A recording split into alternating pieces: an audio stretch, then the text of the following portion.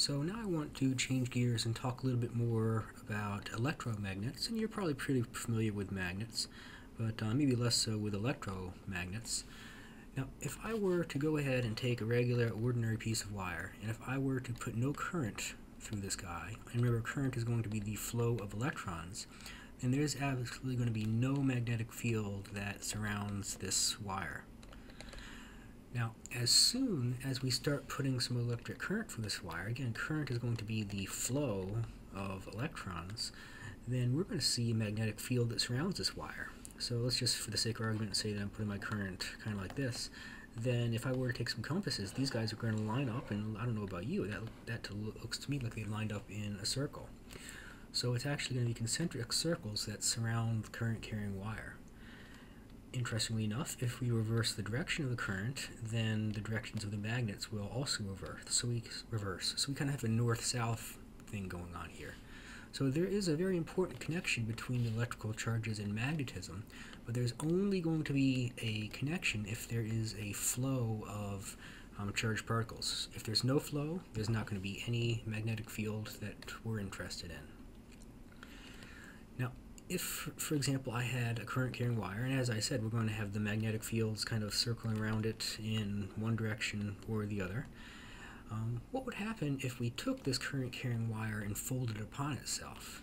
Well, what's going to happen is it's going to look like this, and you can kind of see inside of this guy, we have lots of, 1, 2, 3, 4, 5, 6 of these blue magnetic field lines going through it. So we're going to have a very strong magnetic field inside of this guy. And if we come back and do the iron filing thing like we did with the bar magnet, what we can kind of see is well, okay, current carrying wire kind of going like this. You can kind of see the concentric circles, and the tighter they are, the stronger the field is. So the closer you are to the wire, the stronger it is. The further away you get, the less intense it is. And this is one of the reasons why people are worried about high voltage lines and stuff like that. But I'll tell you, it dies off very, very quickly, and it's probably not going to hurt you. If we were to wrap these guys in a loop like this, you can kind of see lots more iron filings, a lot stronger. The field lines are kind of going like this. And if we were to wrap it several times, then what we can kind of see is, you see how nice and tightly packed up those iron filings are? And you see how they wrap around like this? Now this looks exactly like the way that was drawing my bar magnets on the earlier slides, where I had a north and a south, and I kind of drew them looking like this. So this guy is like a bar magnet that we can turn on and off. Now, what affects the strength of an electromagnet? Well, it's going to be a current-carrying wire. Again, no current, no magnetic field. And what we can do is, well, we could say more current means more flow, and that should increase the strength of my electromagnet. It turns out the number of turns also matters. The more turns we have, the stronger it's going to be.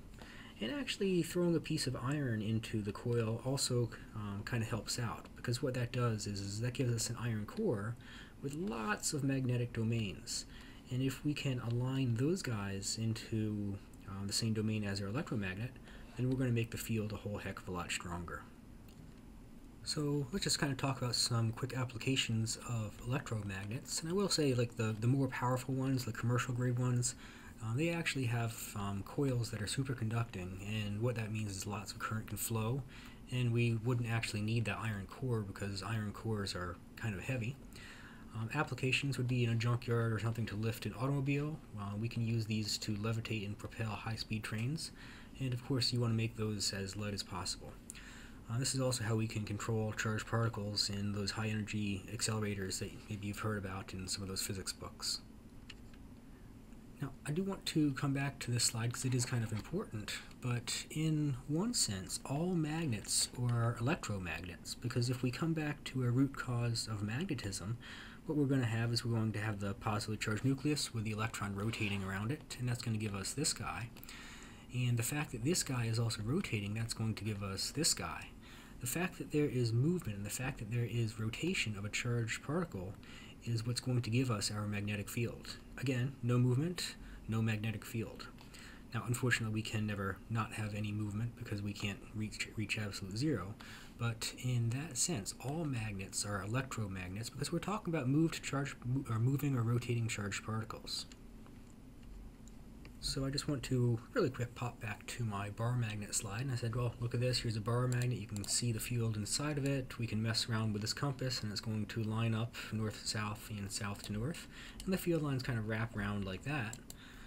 Now, let's go ahead and take a look at this guy right here, and this is going to look just like my regular bar magnet, only now I'm creating this guy by some moving charged particles. I can go ahead and mess around with the voltage, and you can kind of see I've slowed them up, and actually I've made the magnetic field weaker. If there's no flow, I'm not going to have any magnetic field. If I reverse the direction, then everything's going to flip back and forth just like this. So this is kind of a very basic electromagnet. Now, the other implication of this is anytime I have a moving charge, I'm going to have some magnetic field that is going to surround this guy. If I were to take a moving charged particle and put it inside of a magnetic field, it's going to interact with that magnetic field just like a regular, ordinary, everyday magnet would.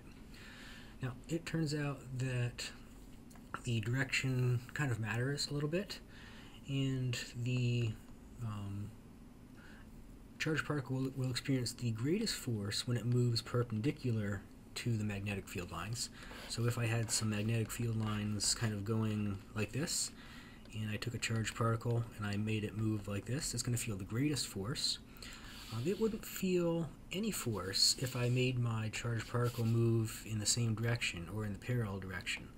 So here I would have no force, here I'd have the greatest force, and something in between would kind of give you a something in betweener.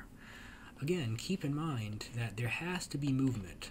So if I had a magnetic field that kind of was sitting like this, and I just put a charged particle like an electron in there, absolutely nothing is going to happen until I start to make that electron move. No movement, no magnetic field. This just really quickly shows a quick depiction of the forces on the charges, and if I had a magnetic field kind of going from my north to my south as I would expect, then I'm going to feel the greatest force when my electron beam is going to be perpendicular to it. And it turns out, for reasons that are well above physics 102, these things are all going to be perpendicular to each other. So the magnetic field would be going in this direction, the velocity of the beam would be going in that direction, and the force would be going in some direction perpendicular to those two. So let's really quick talk about how an old school cathode ray tube or CRT television worked. The CRT televisions, the old ones like maybe your grandparents have, they had this beam of electrons, and it would impact the screen, and it would make the screen light up. And we could control that beam through magnetic fields and electric fields. So we could steer the electrons up right here, we could steer the electrons down right over here. But what would happen if I took a magnet and I brought it in close? And I don't recommend you do this with your grandparents' CRTs because you can actually damage them, but let's pop onto YouTube real quick.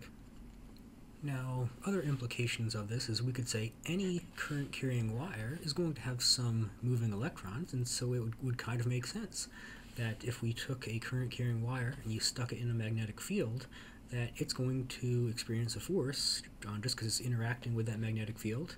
And again, direction kind of matters. So if we had current going this way and we had a magnet oriented like this, the force could be up.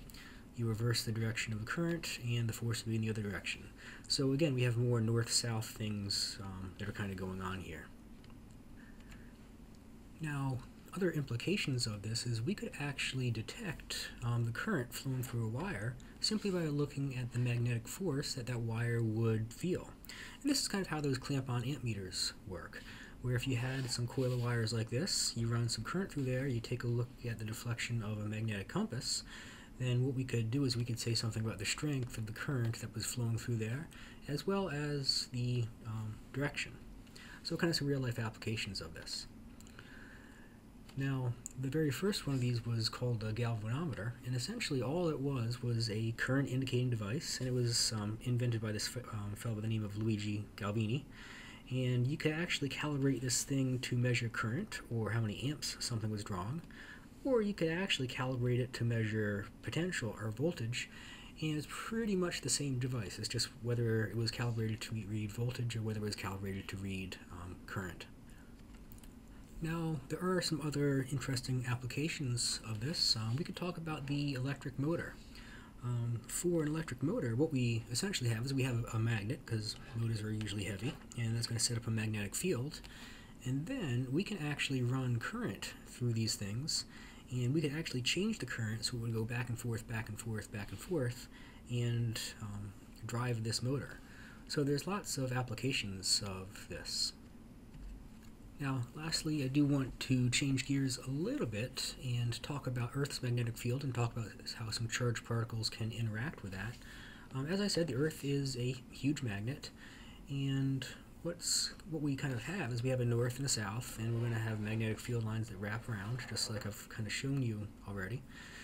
And what we essentially have is we have some charged particles that are kind of looping around inside of Earth's magnetic field. Again, looping, moving, creating magnetic fields. You can kind of see these guys moving around right there, and that's what's generating the magnetic field.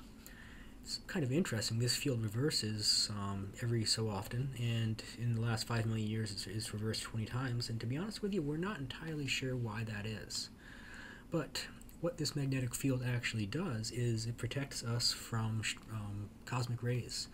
The sun spits off this thing called the solar wind, which is going to be highly charged particles, and I can just assure you that it is not good for astronauts, it is not good for electronics. Any highly charged particle is not good at all, and it's not good for satellites either.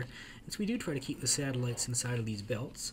These are actually called Van Allen belts, and you can kind of see they're wrapped around here just like concentric circles.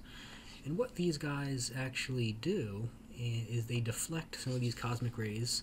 So you can kind of see we have this highly charged electron coming in. It spins around inside of these belts, and then it gets spat back out. Now, the thing that's kind of interesting is we can actually see these guys when there's lots and lots and lots of them. And these are called the Aurora Borealis in the north, or Aurora Australis in the south, the northern lights or the southern lights. And essentially what we're seeing is when the ions dip into the atmosphere, and they cause it to glow, kind of like a fluorescent lamp, if you will. The last thing I kind of want to finish with also has to do with Earth's magnetic field. It's called biomagnetism, and certain bacteria can actually produce something that acts like a compass inside of them. It's called magnetite. And what these bacteria can do is they can actually use their internal compass to detect the dip of Earth's magnetic field. And then they can locate food supplies. They can go to their breeding grounds, to their to where their food is. Homing pigeons, they're especially known for being able to do this. And they actually have many of these guys, and so they can essentially go home. So pigeons, because they have so many of them, they can actually detect longitude and latitude because Earth's field dips in and out. Other animals that have this would be things like bees, butterflies, sea turtles, and fish.